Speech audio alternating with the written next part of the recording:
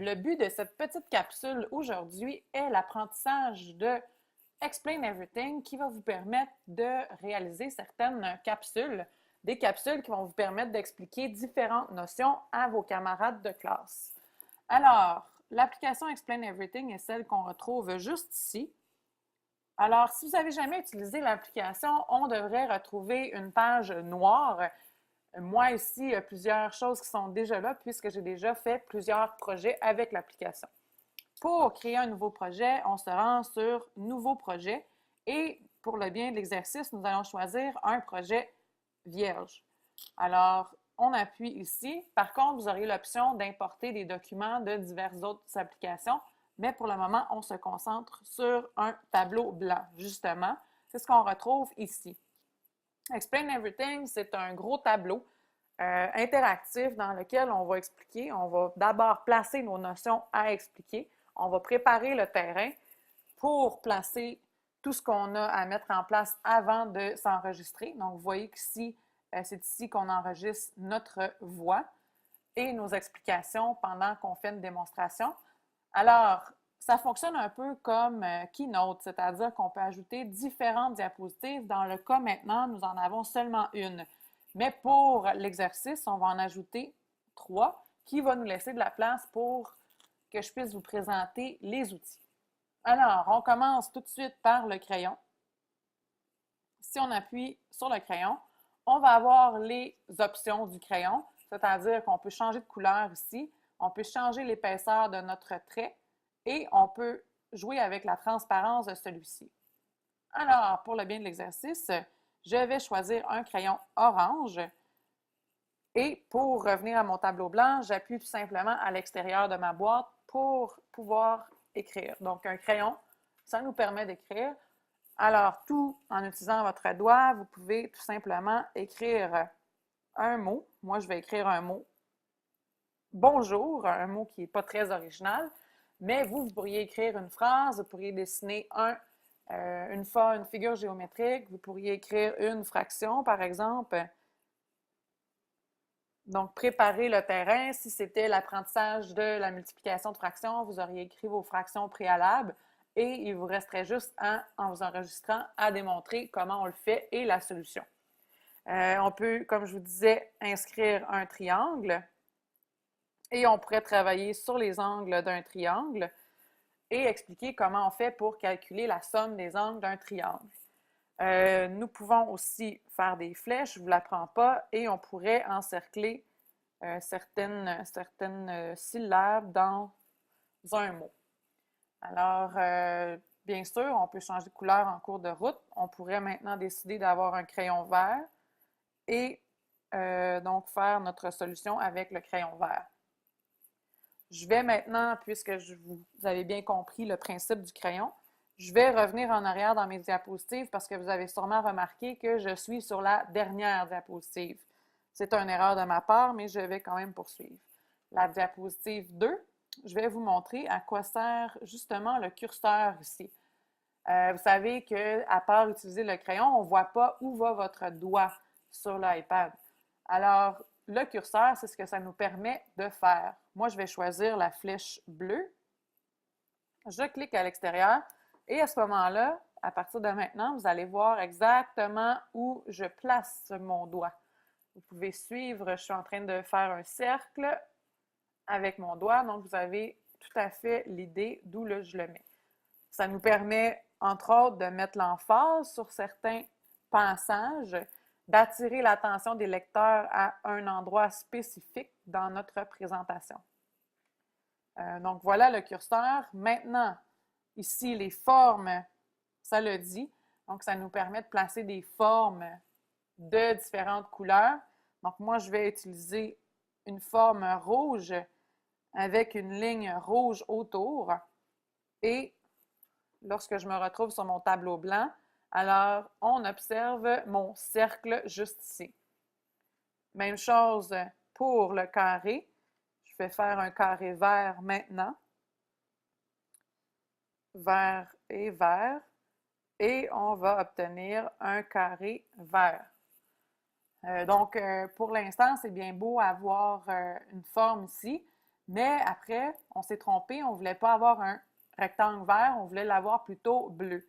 Alors, comment on fait pour la supprimer? Il s'agit de venir appuyer sur le X ici.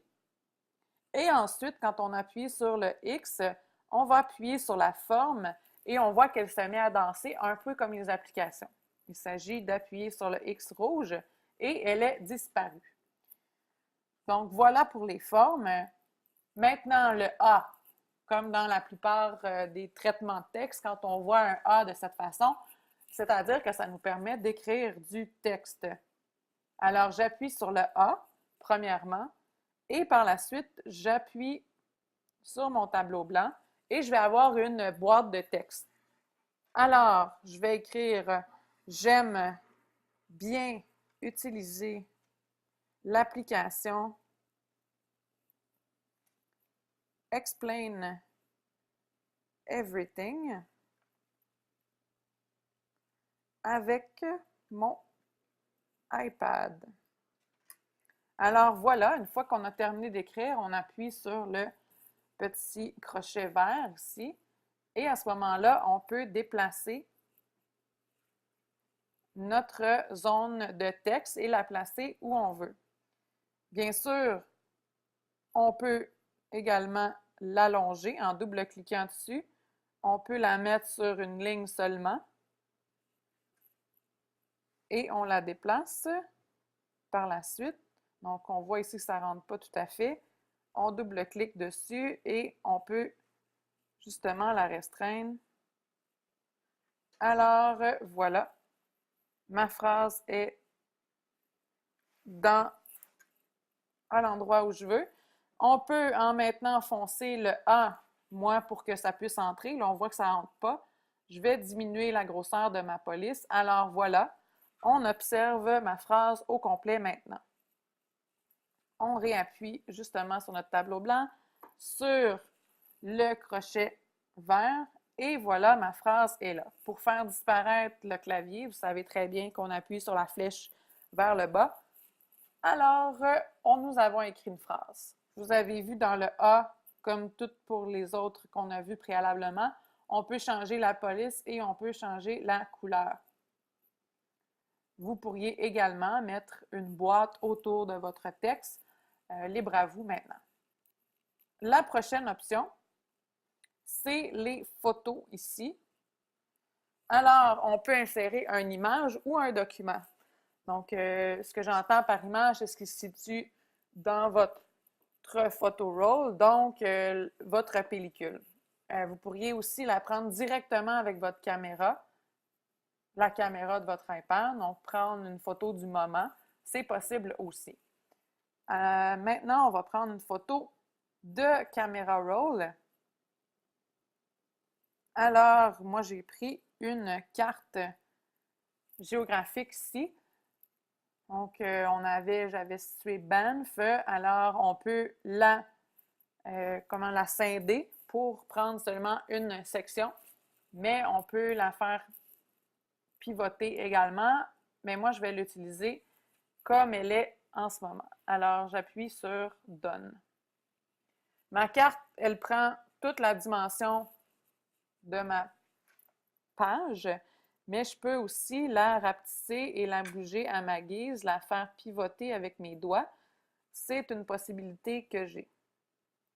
Nous, on va la mettre en plein écran comme ça pour qu'on puisse justement aller faire du travail sur ma carte. On peut vous montrer tout à l'heure, quand on va s'enregistrer, on pourrait utiliser le pointeur laser et le crayon pour annoter ma carte et ainsi montrer un trajet que j'aurais fait en voiture dans un voyage, par exemple. Qu'est-ce qu'on entend par... je vais me rendre sur une prochaine diapositive avant de vous montrer ceci. Alors, je vais aller sur la diapositive 1. Et maintenant, il y a d'autres choses qu'on n'avait pas observées ici. Donc, document. Il faut absolument que le document, ça peut être un document Word, ça peut être un document Keynote, ça peut être un document Pages que vous ayez ici. Par contre, votre document doit se situer à l'intérieur d'une de ces applications-là. Donc, vous pourriez vous ouvrir un compte Dropbox, vous pourriez placer un document dans Evernote Ainsi, si vous avez une présentation Keynote de 10 diapositives, vous pourriez placer les 10 diapositives et faire votre présentation là-dessus. Ici, on dit insérer autre chose, on dit un web browser. Donc, ce que ça nous permet de faire, c'est de mettre une page web. Moi, je vais mettre le site du projet Déclic.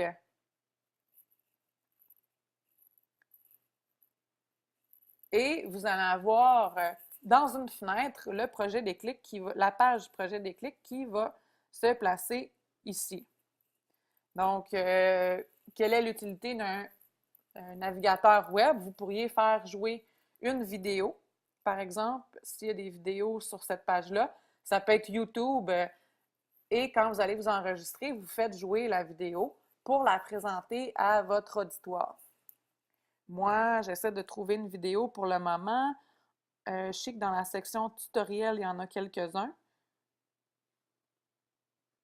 Par exemple, sur l'iPad, dans la section réglages, je sais qu'il y a une vidéo de YouTube qui est placée ici. Alors, je vais vous montrer tout à l'heure à quoi ça peut servir.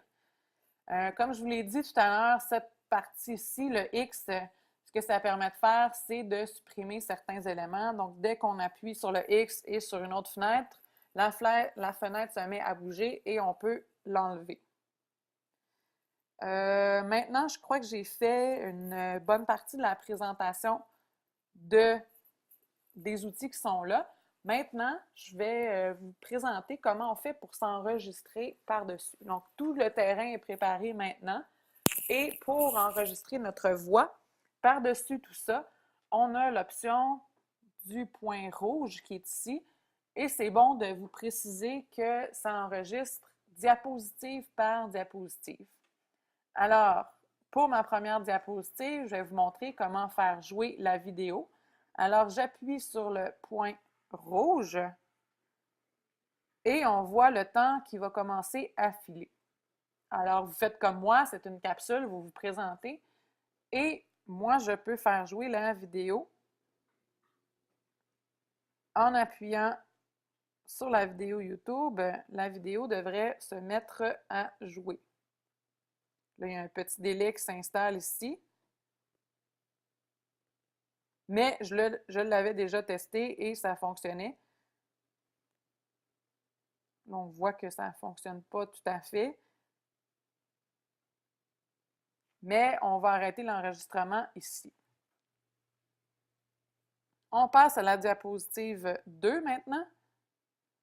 Et ici, pour s'enregistrer, on appuie, on va se préparer, on prend notre crayon et on pourrait expliquer une trajectoire que nous avons fait. On démarre l'enregistrement et à partir de maintenant, je suis capable de dessiner sur ma carte et de montrer le chemin que j'aurais fait lors d'un voyage. Et je peux expliquer que j'ai aussi fait le chemin de retour pour revenir à la maison.